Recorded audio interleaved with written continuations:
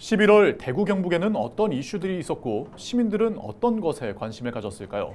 LG엘로비전이 개발한 빅데이터 분석 시스템을 활용해 11월 대구 경북의 주요 키워드를 살펴봤습니다. 홍하영 기자입니다.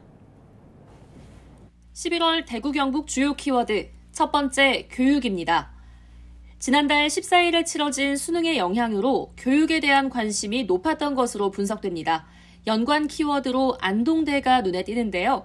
2025학년도부터 안동대와 경북도립대가 통합해 국립경북대학교라는 이름으로 새롭게 출발합니다. 안동 캠퍼스는 인문, 바이오, 백신 분야를 다루는 4년제 과정으로 예천 캠퍼스는 동물생명공학과를 포함한 4개 학과 2년제 과정으로 운영됩니다.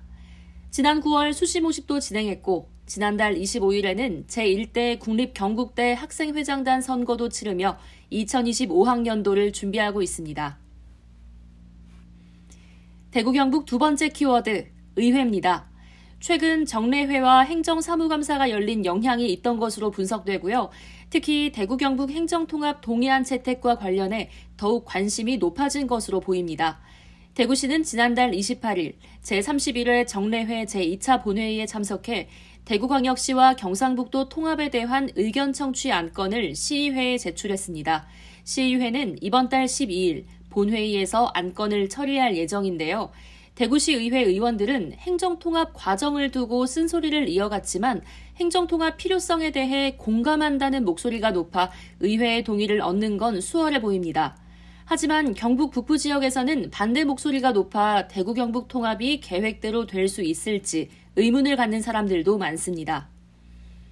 대구 경북 세 번째 키워드, 병원입니다. 지난해 3월 대구의 한 건물에서 떨어져 다친 10대 환자가 치료해줄 병원을 찾지 못해 병원 4곳을 오가다 숨진 사고가 있었습니다.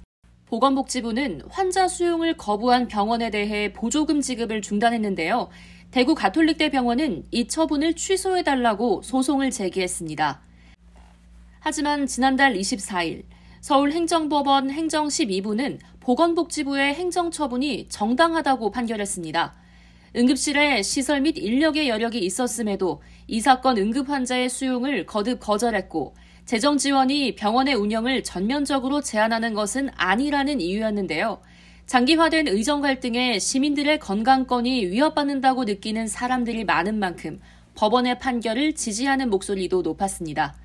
이상 11월 대구 경북 주요 키워드 살펴봤습니다.